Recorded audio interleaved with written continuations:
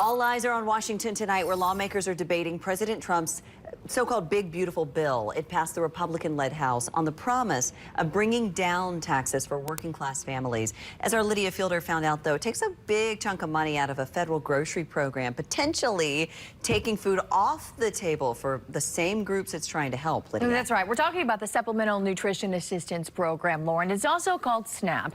It supplements grocery money for families who need the boost on an EBT card like this one you see here. In 2024, here's some facts. Nearly 42 million Americans were part of the SNAP program. That is 1 in every 8 people. More than 700,000 of them were here in Tennessee. That's 10% of our population. Also in Tennessee, more than 66% of SNAP participants have families with children. So where does the bill here come into play? Well, analysts say it would cut SNAP spending by $300 billion through 2034, or about 30%. And that's the biggest cut in the program's history.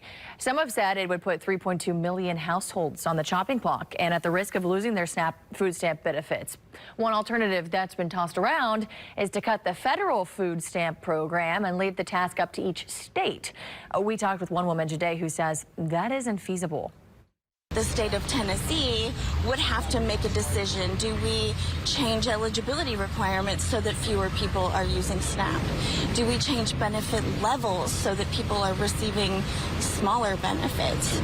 Do we just not offer the program at all? Her argument is that there would be no other option but to pull back, simply put, because Tennessee doesn't have the money to foot the bill. The other side of the argument says families wouldn't rely on SNAP as much if the massive tax cut bill saves them money in other ways. Of course, the version of the bill as it stands now has only passed the House. It will still have to make it through the Senate before landing on the president's desk. Jeremy. Okay, thank you, Lydia.